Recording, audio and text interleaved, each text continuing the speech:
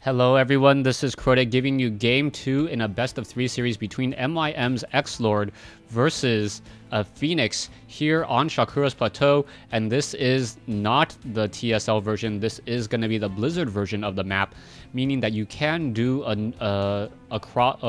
north spawn. It is not always going to be a cross spawn, but there are no destructible rocks leading into your opponent's base, so this should be a very interesting matchup, and we'll figure out what's going to be happening in this game. We have Fenix spawning as the blue Terran player on the left side of the map. Meanwhile, we have XLord spawning on the right side of the map, swapping their positions from last time on Tal'Darim Altar. Now, once again, Shakura's Plateau, a map well known by all the players, and it does favor a lot of Zerg macro styles of play. Terran players can also, however, utilize the center portions of the map, these little plateaus here, allowing for siege tanks to be placed down. I'm expecting a lot of Zerglings, Banelings, and Mutalisks against a lot of Marine tank with medevac support, as that does seem to be the standard style of play, at least for Shakura's Plateau. An Overlord now making its way over as a drone now coming across the south side, and that drone unfortunately will not be able to find Fenix's poor SCV that is very vulnerable as it's building on the ramp. However, the drone will be coming back in just a moment, but by that time, I believe the SCV has a significant head start in order to be able to return home. It looks like that drone will be coming around the corner, and now an SCV also making its way out. The barracks about done. The drone realizing it cannot get enough damage there, and that drone needs to find this second Rax. He can probably tell what's going on by not seeing a refinery here or here, so that may cause him to build a lot of defense. Fenix could be trying to hide a command center, but obviously we know that that is not the case, as Fenix has a second barracks here. Most likely he will lift it off, place it down here to shorten the walking distance on those Marines, and then being able to put a lot of pressure on XLord. So that one hatchery down over here will once again face a lot of Marine pressure, and we'll see if the Marine pressure is going to hold up this time around or if XLord will be able to deal with it. There you go. There's the lift off and landing once more, and double Marines being trained off of 2 Raxes, doing a very good job so far. Just putting additional pressure. A drone is on patrol between these 2 locations. One Marine sitting at the Zonaga Watchtower, another Marine coming in, and as soon as 2 more Marines make a nice round number of 4, or a square number of 4, the Marines are going to start pushing their way up over here. There is a bunker on the low ground, so that is a curious position for that bunker, as a spine crawler already being built, and it already looks like this is not going to be nearly as successful as it was last time. The Marines going after a drone and unable to get the last shot off there. You can see a lot of damage has been dealt already, and now with the spine crawler and Zerglings already coming in, SCVs are not going to be able to get there and try to intercept in time, as the Marines need to jump inside that bunker. Are they going to be able to make it is the key question, and yes, they are able to, as the Zerglings are now going after some of those additional Marines that are getting caught in transition. And those Marines, however, need to take down this spine crawler before the spine crawler is completed, but with one spine crawler up and operational, I believe Fenix is just going to be forced to salvage this bunker, get 75 minerals, and then play a more macro style of game. Some of these Zerglings may get caught in open field, but there are more than one way to walk around this map, as the Zerglings now activating the Zonaga Watchtowers, and this bunker still sitting here as an annoyance, as XLord with that spine crawler there should be able to start slashing away at the bunker. The bunker will just be salvaged, and down it goes. 75 minerals refunded back to Fenix, as Fenix now builds a command center here with the additional resources and tries to play a much longer style of game. You can see double gas now coming in. Fenix is currently supply locked at 27 food, and and that is never a good story at all, as Marines are now coming down over here as well. There are a lot of Zerglings over here on the north side of the map, and as Zerglings are hiding off over here, they are going to be able to spot the Marines coming back around. Now, at this stage, XLord needs to be very careful that he doesn't overpower drone unless he has a lot of Overlords in the proper position and able to scout out what exactly is happening. XLord does see that there is an expansion down over here, but he doesn't see the additional, the 2 refineries coming into play, but he does see 2 additional Raxes coming in from Fenix. So it is going to be a 5 Rax build, as long as he knows about the front door Rax as well. well. No, he does not know about that front door racks. He can assume that there is a total of 4, but he probably cannot assume that there are 5. At this point, it would be crucial for XLord to either defend up a little bit more, or even trying to do a little bit of a risky move and setting up a hatchery over here. A lot of the times, Terran players will not look for an expansion here, instead just look onto this high ground location. But that is a very risky maneuver, as if it doesn't work, your hatchery is going to get lost, and you never want to be equal or behind on hatcheries against a Terran player. Marines are being trained up here, a Zergling quickly falling down. As the tech lab should begin that stim pack research and more Marines are still being trained, it looks like we are getting reactor and another tech lab. So that tech lab most likely for that combat shield research. As the Marines now make their way across the map, we are seeing a Baneling's Nest currently morphing into play. Probably back over here. Yes, a Baneling's Nest being morphed back over here.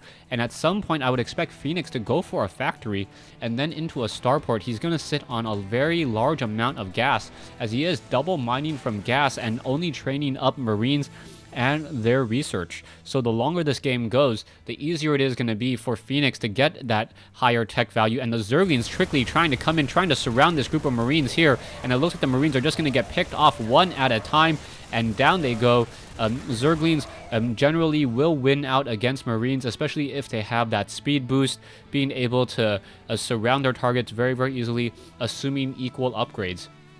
Marauders are being trained as well, so that will be a very nice addition. The Marauder trying to absorb some of that damage from those Zerglings. The Marauders only take 4 damage per attack there. One Zergling quickly, or a couple of Zerglings getting destroyed there, but a Marine also lost as well, getting some damage onto the barracks, but not much to really write home about.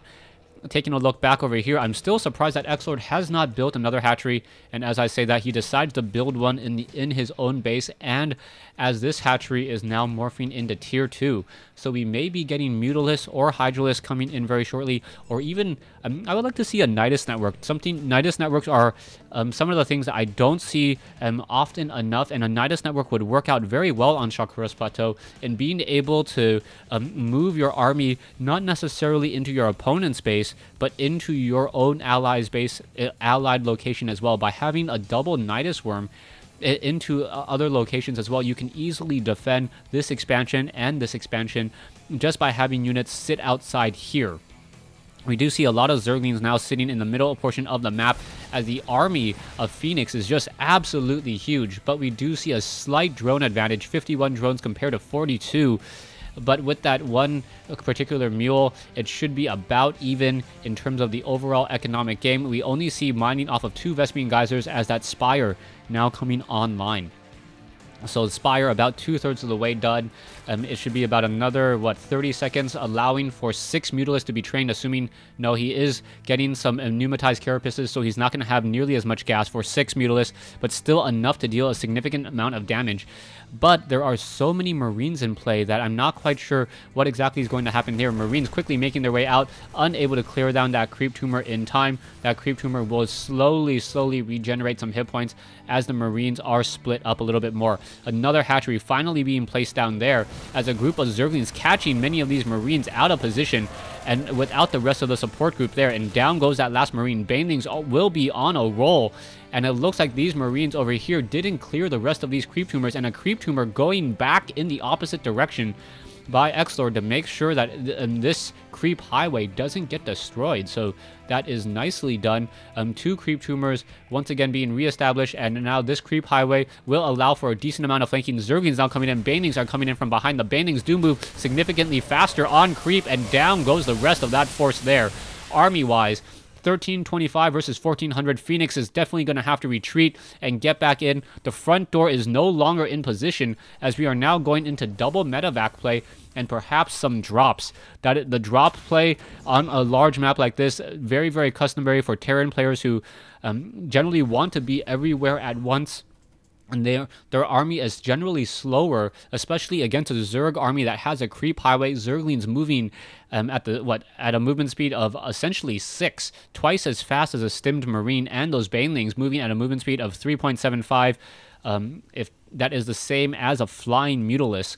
as well. So both armies moving out very, very quickly as overlords now in position to perhaps give a little bit of make their way out. And oh, we see a very nice elevator drop here. The Mutalisk not going to be able to do very much at all. There is a spine crawler currently being built, and these Marines and Marauders will force Fenix, or sorry, will force XLord to have a couple of units in the back over here. And it looks like the medevac is in play once again. The Banelings do not see it in time, and the Banelings now making their way over, getting some damage onto some of those Marines. Going to go ahead and take down a Marauder as well, and picking up the units. It looks like that medevac is now, the days are numbered. Mutalisks are quickly coming around to support it. There's only one Marine left in that cargo, and down goes that last, down goes the medevac, and then those Marauders' days are pretty much numbered. Caught inside a Zerg base without a medevac and only Mutalisks to fight against. Hatchery is now up and running by XLord. XLord is leading in the drone count, 70 to 54. So Fenix definitely has a lot of work in order to try to get back into this game. He is going for a command center here, and also going to upgrade it to a planetary fortress by the looks of it. It has a couple missile turrets being placed down as well in order to make sure that those Mutalisks do not find their target that easily. SCVs are being transferred over. I do not believe the missile turrets have that +1 range. No, they do not. As the Mutalisks now coming in, it looks like they're trying to get some damage already, or trying to deal some damage already, catching a missile turret off 1 second from being completed, and now finally done. Another hatchery being placed down by XLord, so XLord making sure to not fall behind, getting 2 additional spine crawlers in here as the Mutalisks and Zerglings and Banelings are now trying to come into position. The planetary fortress is about halfway done. There is 1 siege tank, which would have melted many of those Banelings, and that is going to be very, very bad there, as the Banelings are now just almost got destroyed by those siege tanks. And that's one thing that a siege tank does like to detonate. Banelings are a very expensive unit, and if a siege tank is able to find its target and get that damage, there's not much that those Banelings can really do to live and fight another day. Marines down over here, quickly cleaning up one of the overlords, and it looks like this hatchery over here, oh, the Mutalisk now trying to come in, trying to finish this off, and oh, getting sniped down by those Marines. Those Marines with 1-0 upgrades, quickly destroying and dealing a lot of damage towards those units. The medevac has picked up its cargo, and now once again dropping it back down. We need to get perhaps some spine crawlers here in order to fend off that attack, as the Marines of Fenix has once again reestablished the center portion of this map. Back over here, the Banelings are on patrol, making sure that no drop happens over here, as the Zerglings trying to do a decent surround, and looks like they are going to catch a couple of those Marauders out of position. The Mutalisks now coming in as well. The Mutalisks taking down some of those siege tanks, and Banelings are going after some of those siege tanks as well, but it doesn't look like, oh, another siege tank getting 1 more hit there and getting taken down. A group of Marines still hiding off over here with 1 medevac will be able to snipe down or counter any Mutalisks that try to fly by. Army-wise, 3,000 versus 2125, but a significant stronger gas army as a medevac now looking to drop over here. The Fenix does see that there are a lot of Banelings, and now some spine crawlers being built as well.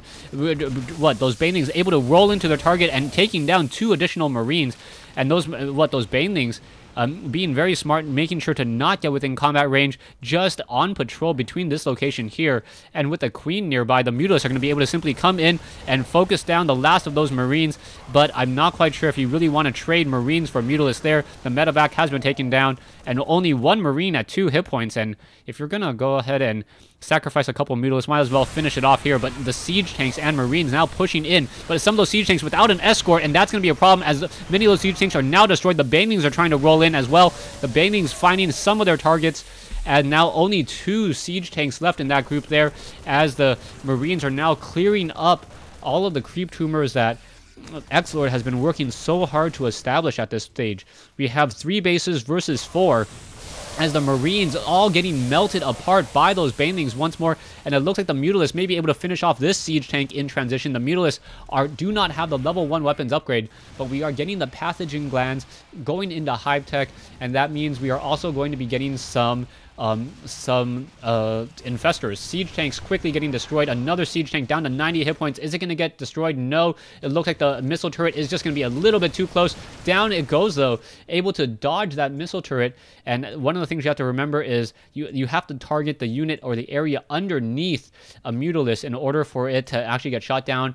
It looked like the missile turret was in range, but it in fact was not. Back over here, there are Marines and a couple medevacs nearby. There is a couple two overlords, making it very difficult, but it did see two dropships now coming into play over here. Zerglings now going to go ahead and swarm out and perhaps try to take down this command center here. Zerglings are be able to easily swarm out, take down that target, but there's already one Marine lying in wait, and Mutalisk finding their target, and XLord in trouble. He's going to lose, almost losing both of those siege tanks there, and now with siege tanks sieging up, those Mutalisks perhaps are going to go after the Marines there. It looks like some of those Marines are getting picked apart, and now another medevac, two more Marines coming back in. And where are those Zerglings? There was a sea of Zerglings, but they did not decide to engage. And XLord is in trouble, but the Zerglings are now making their way around inside the base, taking down a Thor in transition. Army-wise, 2150 versus 1825. Gas armies are about the same now. So I think if those Zerglings had decided to actually run up the ramp, deal with a couple of those Marines instead, that would have been much more beneficial. Back over here, the siege tanks are now going to go ahead and be lowered onto that low ground, and it looks like it's going to be some long distance shelling from siege tanks right here, able to blast apart a couple Banelings. Banelings dealing 43 damage per splash attack, as Fenix now once again tries to establish an expansion over here. It doesn't look like it's going to work, as those as these Zerglings are already in position. But level 3 weapons upgrades coming in. The drones are at 2/2 upgrades, and a greater spire coming in. So a greater spire coming online, as well as the siege tanks and Marines are making their way through the map and are going to be sieging up here in just a moment, and they will be able to just pop those acid balloons so easily from that low ground. Fenix does see it, and all he has to do is just move in with a siege tank, siege up, and then just simply destroy any of those Banelings as they're in transition. And those Banelings, a couple of them already getting destroyed there, and now going to lose this extractor over here. We now have a hatchery in play, and now in comes some spine crawlers. So the spine crawlers and Marines now coming in to get some damage. Those spine crawlers, they do take 12 seconds to root, so it's going to be a little bit of time there as the spine crawlers are now trying to blast away, and it looks like the spine crawlers are going to be able to take down one of those siege tanks with relative ease. And now that spine crawler is deciding to back off here, as 4 Marines and 1 siege tank causing so many problems for XLord, and XLord probably wishes that there were destructible rocks right here, right now, in order to deal with this low ground ledge. Zerglings are on the move once again. Infestors are going to make their way out, but there's a lot of siege tanks in the center portion of the map, able to simply detonate and destroy an infestor, one of those units, an armored spellcaster. Poor thing, as it does take additional damage from siege tanks. As the army and this battle does continue, Zerglings are now coming in the swarm, and the siege tanks are getting caught with that fungal growth. A lot of Marines getting caught in fungal growth, as well as the Banelings finding their target and simply destroying that attack force. And now, wow, XLord was such a dominating force once again. Over double the I believe double the resource army, but production wise, a Thor, 10 Marines, 68 Zerglings being queued up, and XLord has almost twice the amount of food in this battle. And at this point, I'm going to be forced to pause the game. I actually know how long this game is, and hopefully I kind of deceived you guys into thinking that this game was only 18 minutes long. One of the reasons why I need to pause is because the longer the video goes, the longer it takes for me to encode, and I don't want to have to encode a video for like 3 hours. All right, so stay tuned for part 2 of this replay. There will be a link in the description in order to make sure that it stays a little bit of a secret. Thanks for watching. Thanks for listening. Hope you guys enjoyed this 1v1 matchup so far between XLord and Fenix.